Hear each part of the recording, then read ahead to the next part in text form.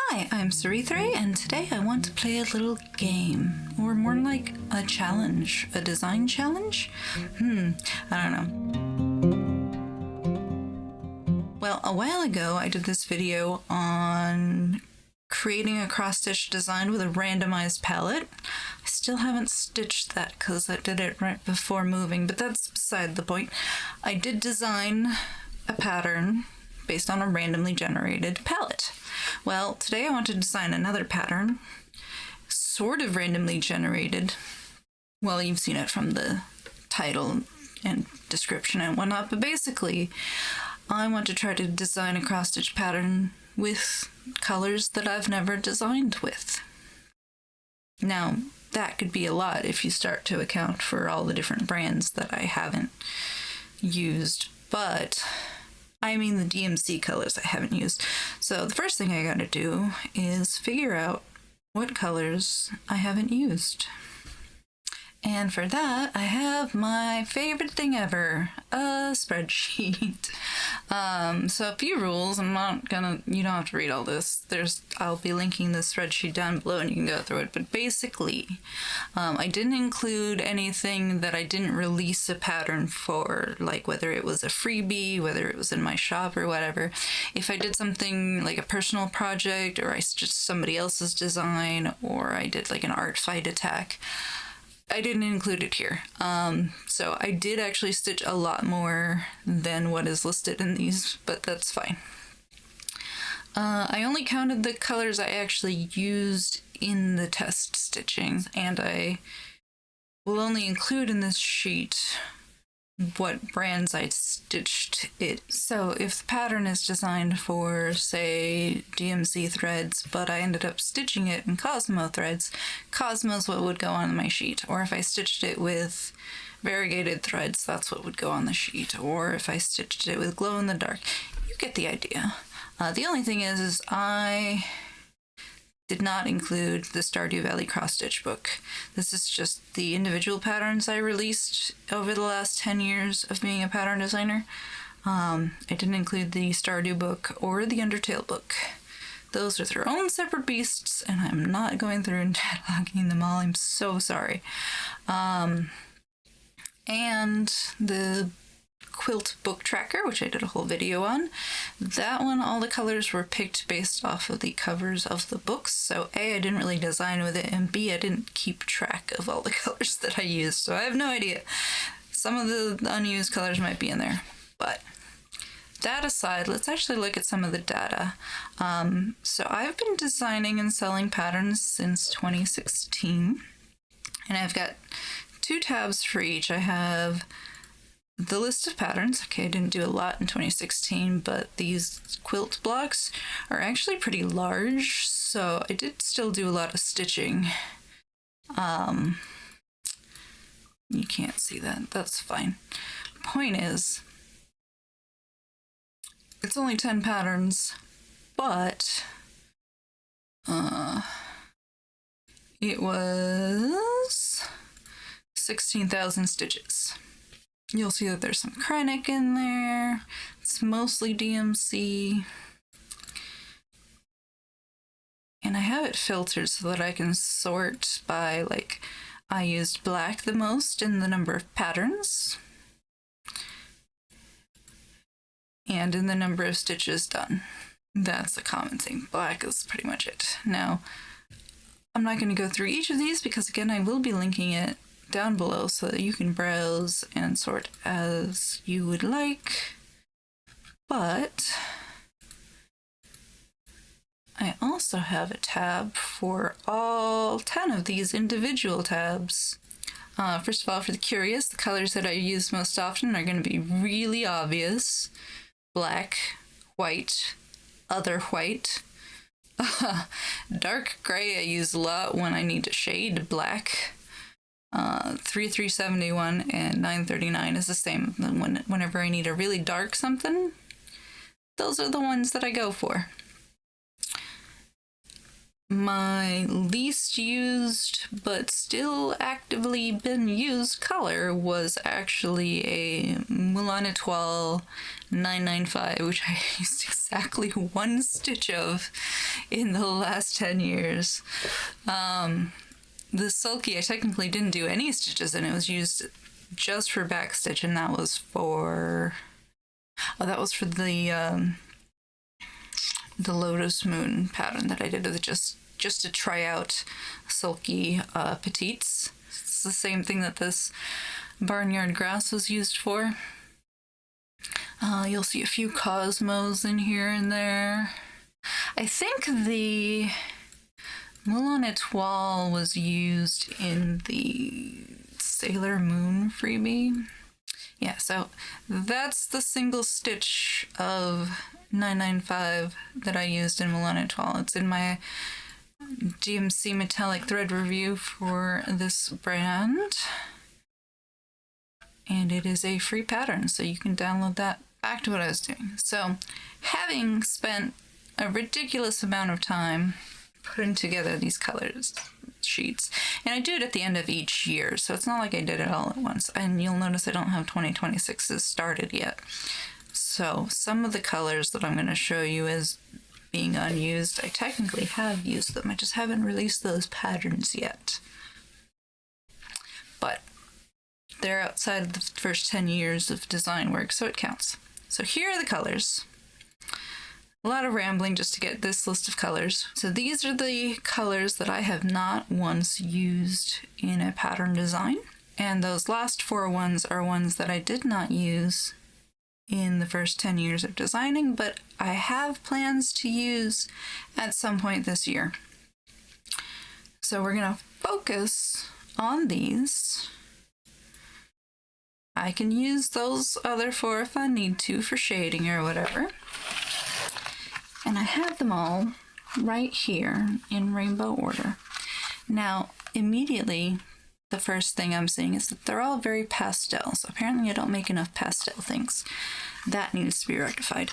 The other thing is I don't have a lot of contrast to work with. So if I stitch this on anything other than like black fabric, it's going to be hard to see. So one allowance I am giving myself is that I can use black thread. So I might do a pattern like the style of my, well, that makes sense, the pastel holidays that I've done. So I can do it in that style. But the question is, what am I doing with these colors? They're very, very spring oriented, which is perfect for March, I think. We're all ready for spring this year, I'm sure.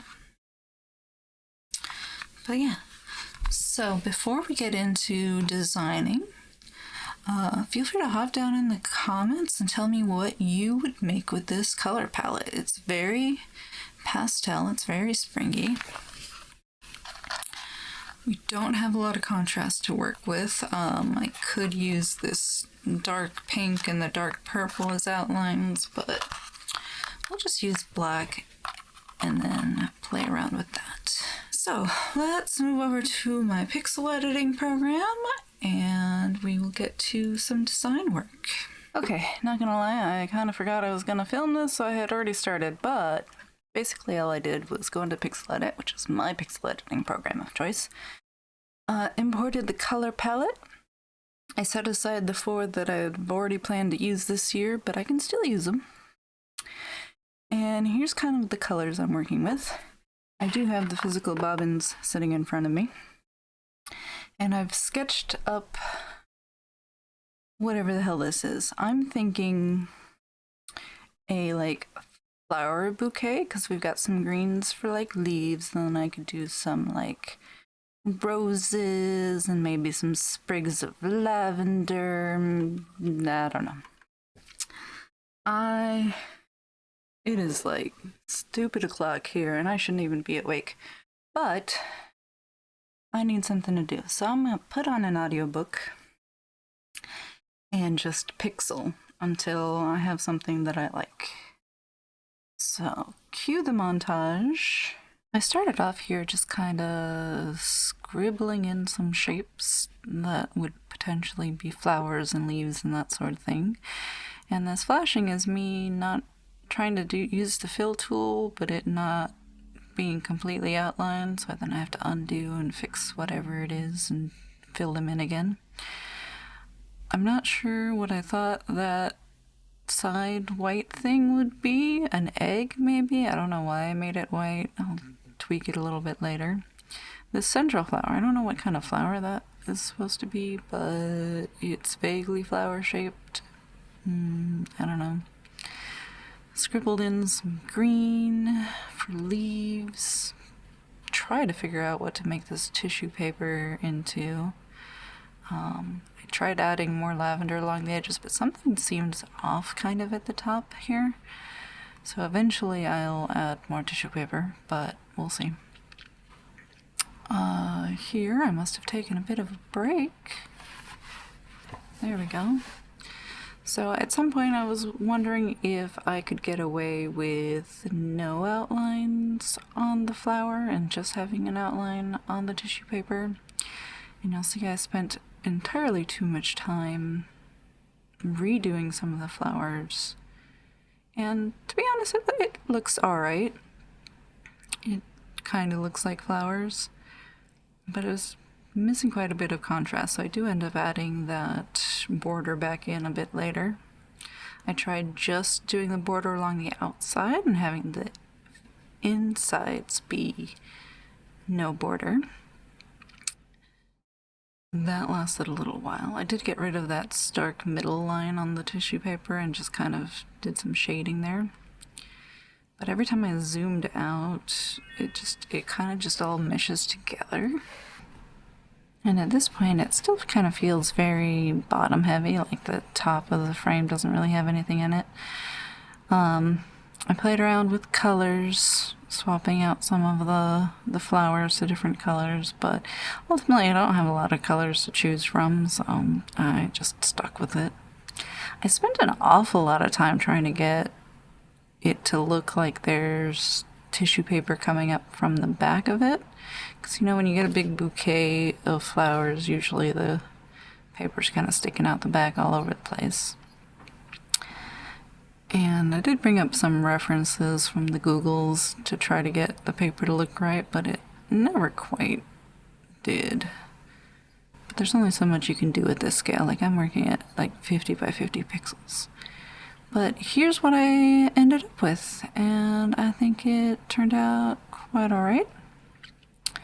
You'll see that I never stopped tweaking it, no matter what. I do think overall flowers was a good choice. I'm not sure what else I would have done with this color scheme. I did think that the bottom section was a little bit too white. Like there wasn't enough color to balance out all the color of the flowers, so I added a bow. And it just did not want to look right. It is hard to do pretty much anything recognizable in just a few stitches, but here it is. Oh, I thought we were done. Nope, I'm still tweaking colors. Make the center flower bigger, make that a little bit bigger, move the bow around. I love layers. Finally, I imported that pixel art into PC Stitch and set up all my colors with the color palette I've already shown you. And I set to work test stitching it. Now, I didn't have to test stitch this. The last time I did a randomized color palette challenge, I didn't end up testing it, but that was mainly because I was in the process of moving and I had a bunch of other stuff going on, so I just did not have time.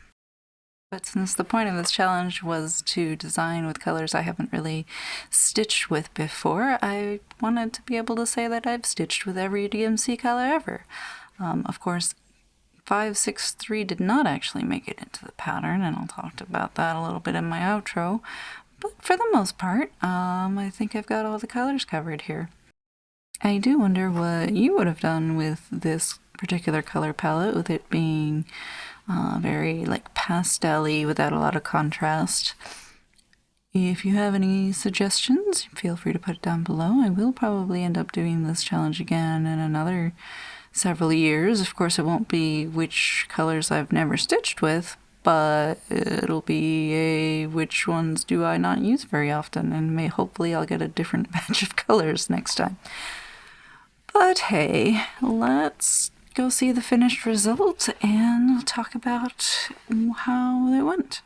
Okay, so that took about 6 hours of stitching over the course of a few days. Obviously I didn't do it all in one sitting, and I will overlay this with nicer photos of the final piece, but I did it. It actually looks kind of okay. Would these be the colors that I would have chosen for a flower bouquet? Probably not, but that's the point of the challenge, really, is to get outside my comfort zone.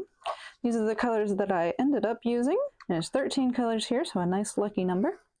I did not use either of these colors. Now 3825, I just didn't really have a good use for it without then just omitting one of the other colors, so it's fine. And this is one of the colors that is planned for use in another project later this year, so this will get used, just not today. 523, though, on the other hand, is now officially the only color that I have never stitched with, to the best of my knowledge. Obviously, I might have sometime in the past during another project. I should check my Heaven and Earth Designs project that I was working on to see if that's in there, but I don't think it is. Regardless, this is my one color that I've never designed with, and the reason I didn't include it this time is because it's almost exactly the same as 524, so like there was already not a lot of contrast in this, and it would have just been shoehorning it in for the sake of stitching with it. Like, it would have been like 3 stitches off on one of those leaves, and that doesn't really count anyway. So 523, I will stitch with you one day, but not today. So what do you think? Did it turn out okay? Do you like it? I will be releasing this as a free pattern, so if you would like to stitch it, it'll be up on my Ko-fi and probably also on my Patreon. Feel free to swap out the colors. You don't have to use these, obviously. Maybe see if you can figure out which colors you've never used and try those out. Or just whatever you have in your stash, really. They're flowers. They can be any color. I don't care. But yeah, that's how that turned out. I hope you had fun with this. I certainly did.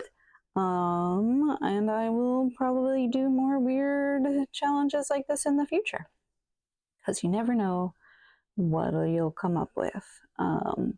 I do challenge you to try something similar, whether it be the randomly generated palette challenge that I did before, or see if you can figure out which colors you've never used. It's a lot of spreadsheeting, and I don't think anyone will actually do it, but if you do, let me know, because I want to know. I want to see it. But whatever you do decide to do next, just keep creating cool stuff.